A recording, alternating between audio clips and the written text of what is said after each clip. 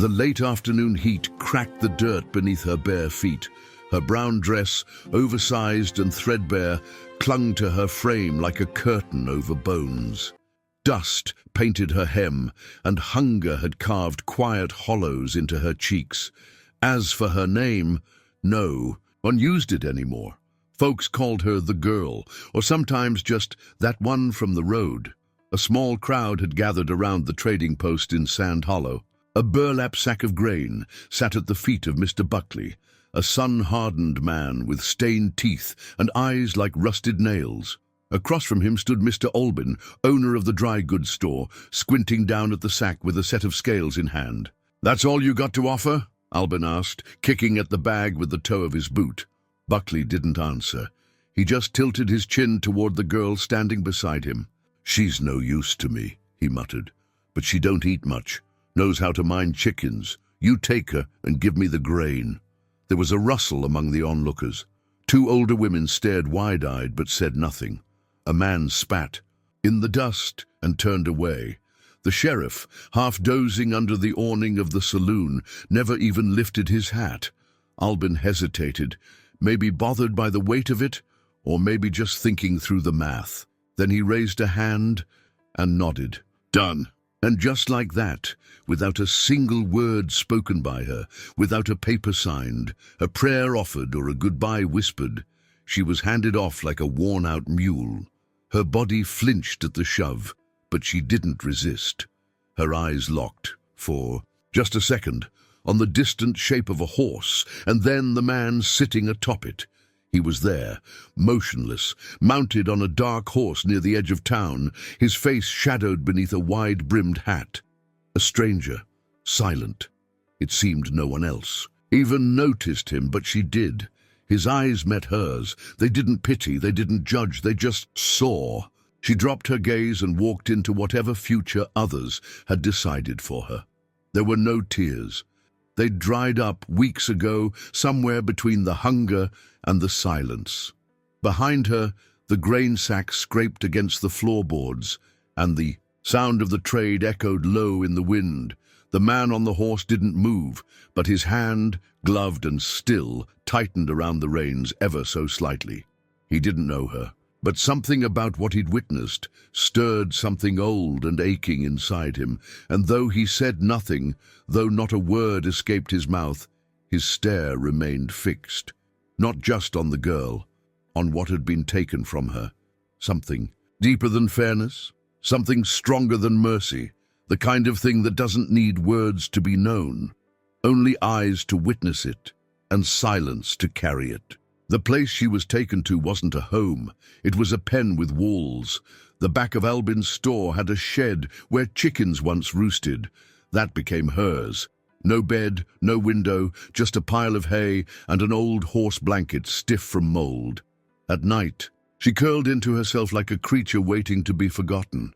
She worked from dawn till dark, scrubbing shelves, hauling crates, gutting fish, sweeping the same floors that spat curses at her with every creak. Albin's wife, a sharp-faced woman with a tighter corset than heart, made sure the girl never ate until her work was done. And even then, scraps only. She was to be kept humble, as they said. No one spoke her name. Maybe they never knew it. She stopped thinking of it herself. As fall turned to winter, the days grew shorter, colder. Her hands cracked. Her breath smoked in the morning air. She layered her dress with a burlap sack and kept working. People in town passed her by. Some looked. Most didn't. Then came the storm. It howled through Sand Hollow like a curse. The wind lifted the loose boards from roofs and shattered glass down the street. Horses screamed in their stalls. Folks bolted their doors and prayed for their chimneys to hold. She was still, in the shed, alone. Albin had forgotten her, or perhaps didn't care. The roof leaked and the hay froze solid. Her fingers turned purple as she tried to light a tiny fire with damp matches and broken sticks. Her teeth chattered so hard she thought they might break. She remembered her mother then, faint as fog, rocking her once, humming something soft, something about snow and spring, but even that memory slipped away like warmth leaving skin. At some point she passed out, curled on the cold floor, hands tucked to her chest, heartbeat slow. The wind roared louder, but she no longer heard it. What she did hear, or maybe dreamed, was the soft snort of a horse, hooves crunching frost, a saddle creaking, then silence.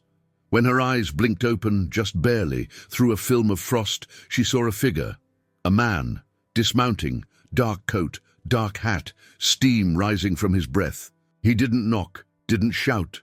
He just looked down at her through the cracks in the boards. She couldn't move, couldn't speak, but she knew him. The man from the trading post. He didn't come closer, didn't lift her or call for help. He just stood there, watching, like he needed to be sure. She closed her eyes again, unsure whether he was real or a ghost conjured by frostbite and desperation. But when she woke again, much later, there was a blanket over her, a clean one, heavy, warm. It smelled like leather and hay. And outside the shed, the snow had been shoveled from the door. Someone had come and hadn't taken. Days passed. The snow melted into mud, then hardened again with the early frost of March. She didn't ask who had left the blanket. She knew. No one in that town owned wool like that. Not since the war, at least, and no one would have wasted it on her. But he would. She began to see him from time to time, always at a distance, always on horseback. He never came into town with others, never joined the men outside the saloon or tipped his hat at the church door. He rode in for feed or tobacco, sometimes tools, bought what he needed and left without a word. People called him Elias Holloway. They said he'd once spoken years ago, before the war took his brother, and maybe his voice with him. Since then, he ran his ranch alone, no cattle hands, no family, just a dog and a few dozen acres of stubborn land. The girl, still without name, watched him like others watch storm clouds, distant, dark, and full of quiet weight. One morning, Albin dragged her by the arm to the town square. A traveling merchant had arrived with salt, sugar, and a handful of foreign trinkets. Albin eyed a tin lantern with glass sides, clearly too fine for his shelves. "I'll give you the girl for it," he said without a blink, as if she were a worn hat. The merchant, a man with a laugh too loud for his own good, looked her over and chuckled. "She's too thin," he said.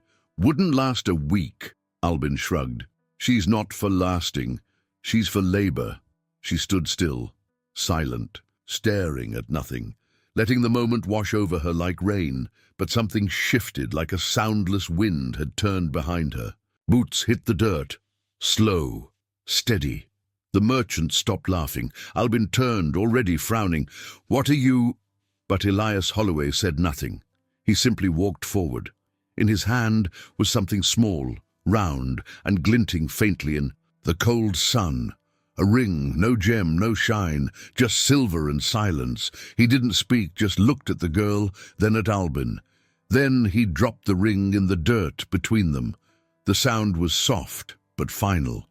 Albin scoffed. "You offering to buy her?" Elias didn't blink. "She's not yours," Albin barked. "She's mine till I say—" But something in Elias's stillness shut him up.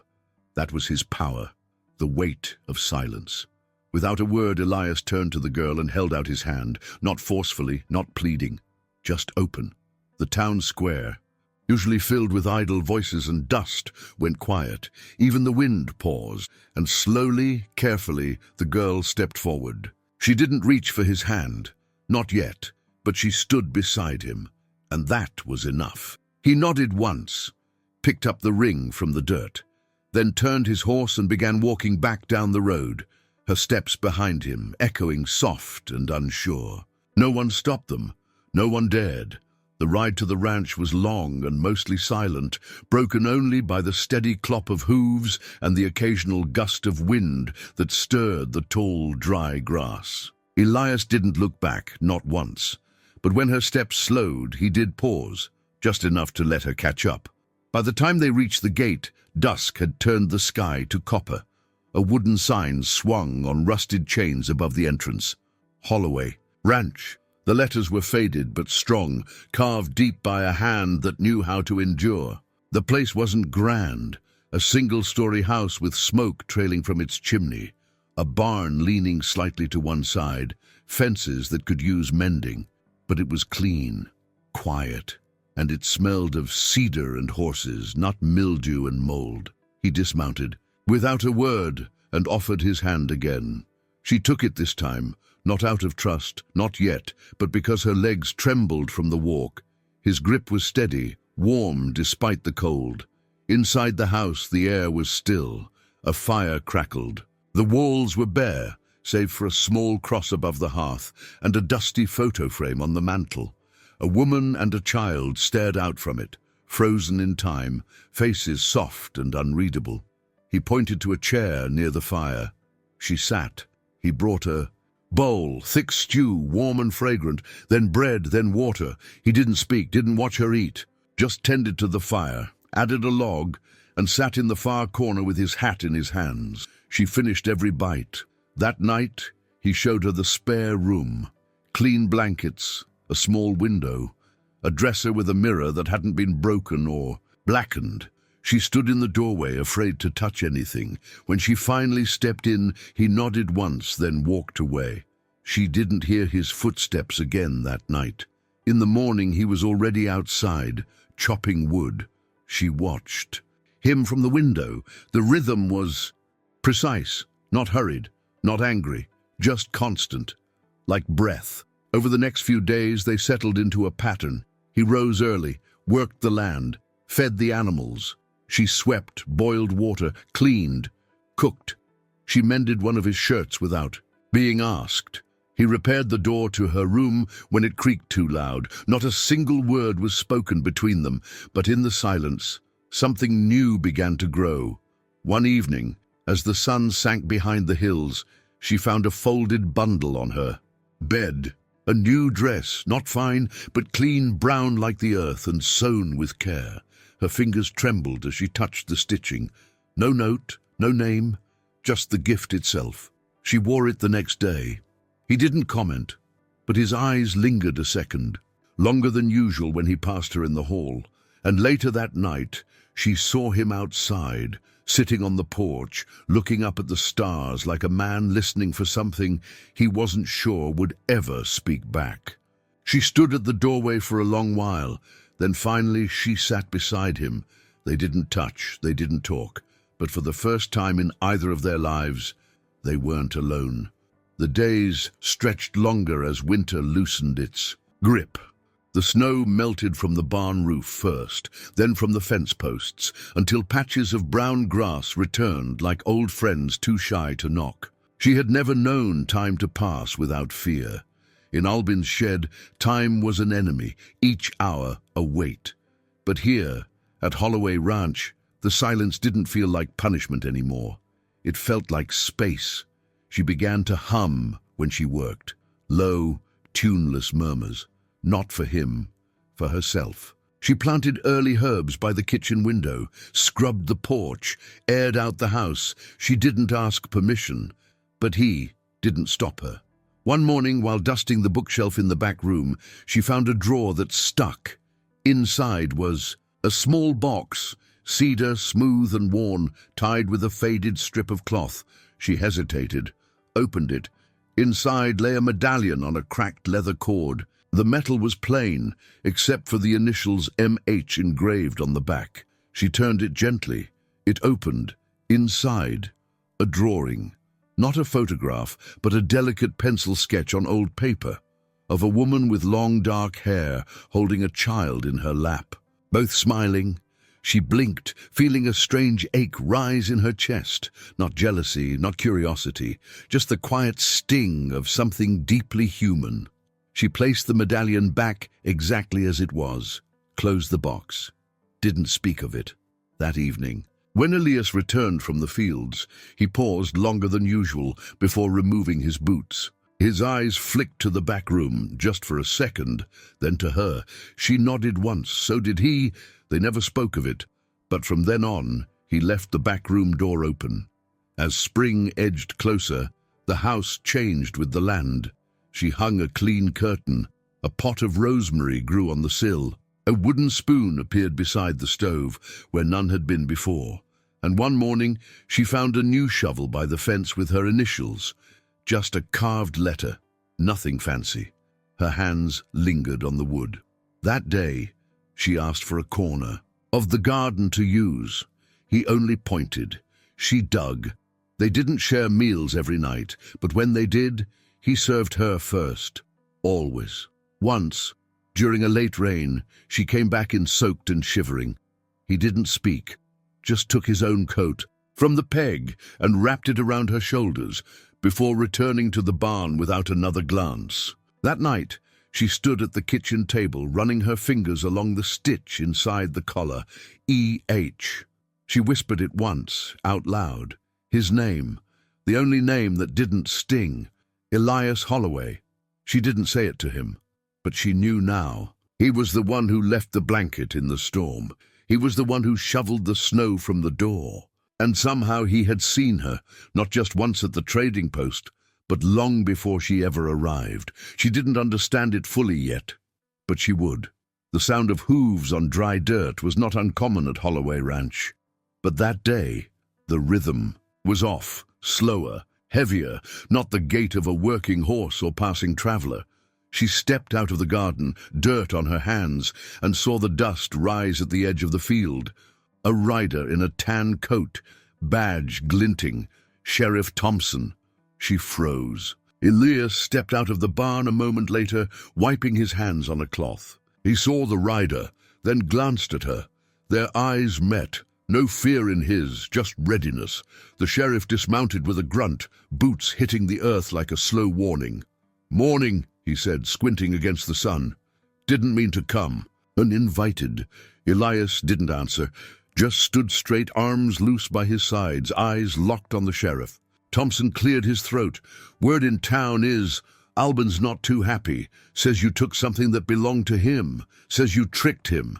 She stepped forward, but Elias raised a hand, not to stop her, but to say, "Let me."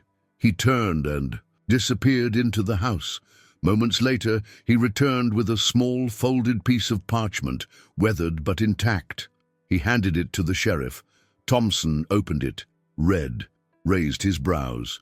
Dated, signed, witnessed by 2 traders. He whistled low. "Well, I'll be... This here says she was promised to you. Dowry paid. Mark made." He looked up. "She agreed." Elias turned to her. She paused, then nodded. The sheriff took off his hat, scratched his head. "I don't know what kind of marriage don't have vows or names spoken, but I reckon silence can speak just as loud when it counts." He tucked the paper away, glanced at her, then at Elias again. "Albin won't be happy, but he's not the law. And far as I'm concerned, this matter's settled." He mounted his horse again, slower this time, as if something about the quiet around the ranch made his words feel too loud. Before riding off, he tipped his hat to her. "Ma'am." She watched him go, dust trailing behind like a question that had no answer. That night, Elias cooked a simple stew with carrots and beans from the garden. She lit a candle for the table. For the first time, they ate facing each other. She looked at him, not just as the man who had pulled her from Albin's grip, but as someone who never asked for thanks. After the meal, he stood and pulled something from the mantel. A book. Its leather was cracked, the pages yellowed. He placed it in front of her, opened it. Inside, she saw lines written in careful hand, dates, notes, weather reports, crop yields, and near the middle, her name. Written cleanly, underlined once, not the girl. Her name, the one she hadn't heard since before the barter, before the shed, before the cold. It was hers again. She touched the ink gently, afraid it might smear. He watched her, and for a long moment, the silence between them felt not like absence, but like sacred ground. Spring had settled fully over Holloway Ranch. Birds had returned to the trees near the fence line, and the garden she had planted now bloomed in small, determined bursts of green. She was tending to the herbs when she heard it again. Hooves. Not one rider this time. 3. She stood, heart tightening. It was Albin. Behind him, two men, neighbors, not lawmen. They looked uncomfortable, their eyes avoiding hers as they rode in behind the merchant. Albin dismounted before the dust had even settled. "You think this is over?" he snapped. "You think some scribble on paper makes you a wife?" She didn't answer. Elias wasn't in sight. She stood alone by the garden gate, her hands covered in soil. Albin came closer. "She's mine," he spat. "The trade wasn't fair. That paper was forged. Everyone in town knows it." One of the other men shifted in his saddle. "Albin, maybe we shouldn't—" "Shut it!" he barked. Then came the sound, soft, steady, measured steps on wood. Elias appeared from the barn, carrying a shovel in one hand. He didn't raise his voice, didn't hurry, but he walked right between her and Albin, calm, solid. He stopped only when they were face to face. Albin puffed up. "You think you can threaten me with silence and a shovel?" Elias didn't blink. Instead, he walked past him, slowly, toward the house. When he returned, he held something in his other hand. The ledger, the same one the sheriff had seen. He opened it to the page with her name, showed it to the men behind Albin. They leaned in, read, said nothing. Elias then turned to her, held out the book, let her take it. With a shaking hand, she held it against her chest. Albin sneered. "You gonna let a mute and a whore change the law?" It was a mistake. The next moment was fast, but not violent. Elias took one step forward, just one. Albin stumbled back, not from a blow, not from a threat, but from the look in Elias's eyes. Not rage, not hatred, conviction. And something far more dangerous, a man with nothing to prove and nothing left to fear. The other two men dismounted, muttered apologies, and turned their horses back toward town. Albin shouted after them, but his voice bounced off the silence like rocks thrown at a river. When the dust finally settled, only Elias and she remained. At the gate, she looked up at him, heart pounding. He didn't look proud, didn't smile, just reached out and gently removed a clump of soil from her sleeve, then turned back toward the house. She followed. That evening the sun lit the walls of the cabin in amber tones. He placed the shovel back in its place and sat beside her on the porch. No words passed between them. None were needed. For the first time in her life, someone had stood between her and harm and hadn't spoken a single word to do it. And that, she knew, meant more than 1,000 promises ever could. The storm came fast, rolling over the hills like a dark hand closing its fingers. By nightfall, thunder cracked over Holloway Ranch, and wind slammed against the shutters hard enough to shake the hinges. Inside, the fire struggled to hold against the cold. Elias secured the windows while she gathered candles and placed a kettle over the flames. The walls moaned with each gust. She hated storms, not for the noise, but for the memories.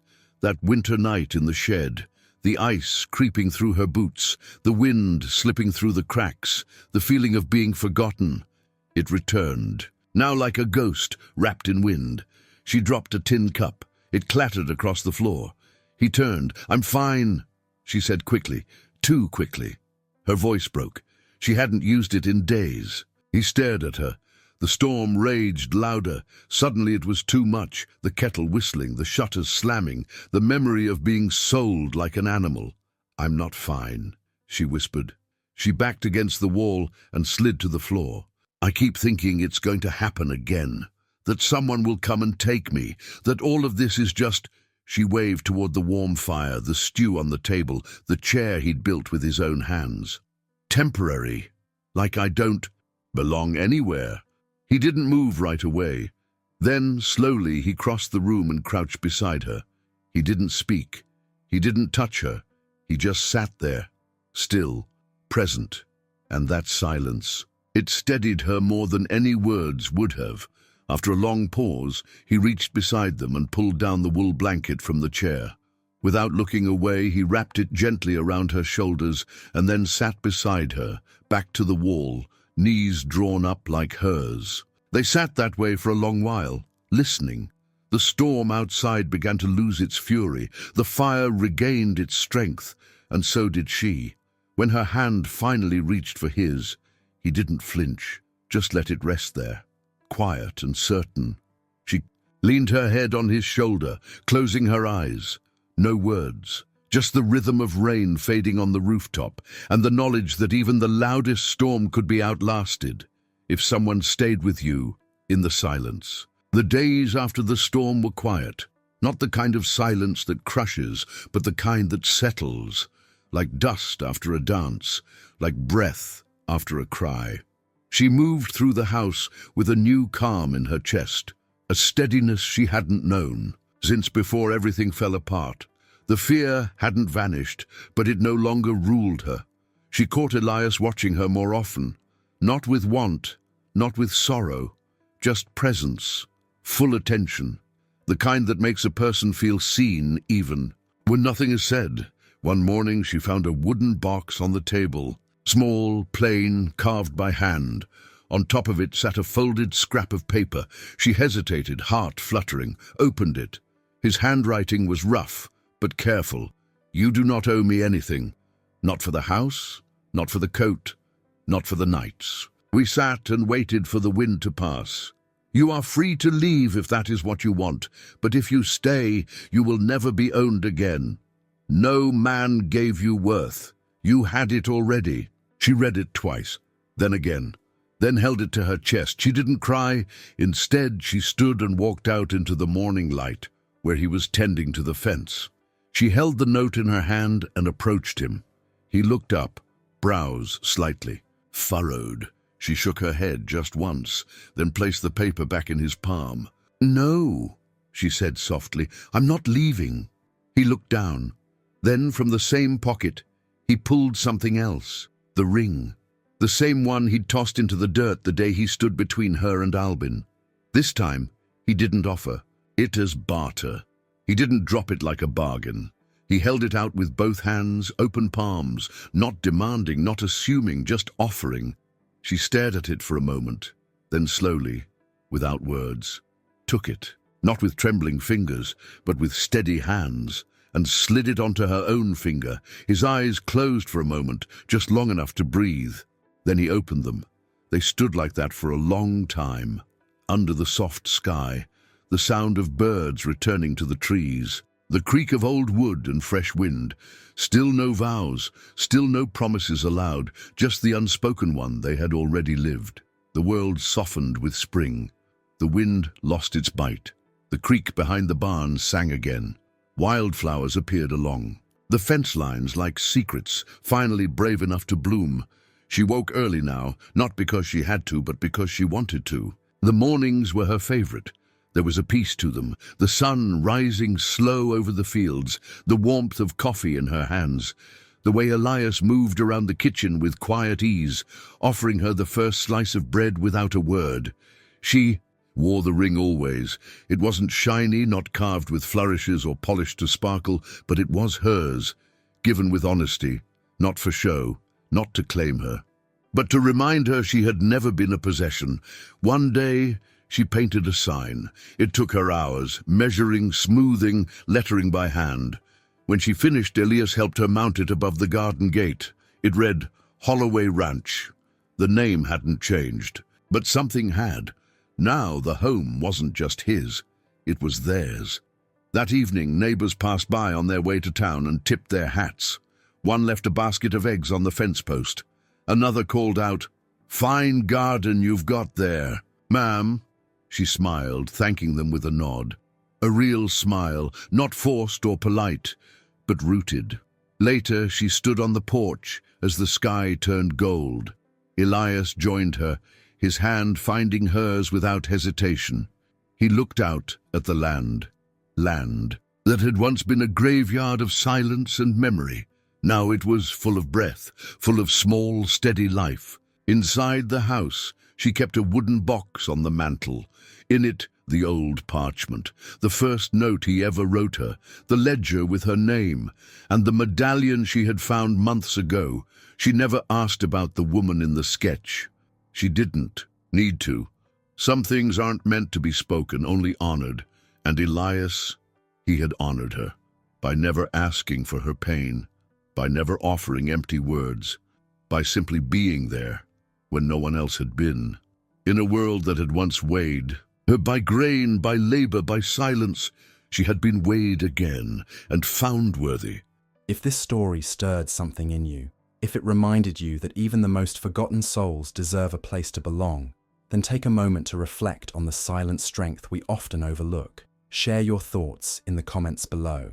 Your words may comfort someone else who needs to hear them. And if you believe in stories that restore dignity and hope, don't forget to subscribe to the channel. There's more to come, because every soul deserves to be seen.